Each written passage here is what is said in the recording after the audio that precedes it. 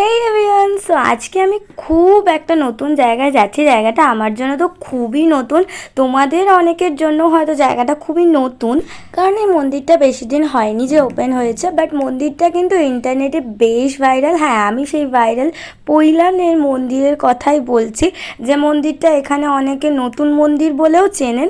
So আমাদের বাড়ি থেকে দূরত্বটা তো বেশ অনেকটাই, বাট পিসির বাড়ি থেকে আমরা টোটো রিজার্ভ করেই এখানে এসেছিলাম। 1.5-2 ঘন্টা মতো লেগেছিল। সো মন্দিরটাকে বাইরে থেকে দেখেই তো চোখ ধাঁধিয়ে যাচ্ছে, কি তাই তো? সো মন্দিরটা বাইরে থেকে তো অবশ্যই সুন্দর, খুবই সুন্দর, বাট মন্দিরটা কিন্তু ভেতর থেকে আরও সুন্দর ছিল। আর যেহেতু নতুন নতুন হয়েছে, তো পুরো চারিদিকটা খুবই পরিষ্কার পরিচ্ছন্ন, একদম নতুন চকচক ঝকঝক করছিল। বাট এইখানে গিয়ে আমাদের সাথে অনেক কটা স্ক্যাম হয়, কিছু ঘটনা ঘটে যেগুলো আমার একদমই ভালো লাগেনি। আমি খুব বাজে ফিল করেছি ব্যাপারগুলোর জন্য।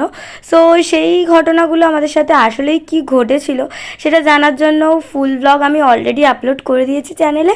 তো তোমরা ঝটপট যাও, গিয়ে বড় ব্লগটা দেখে আসো।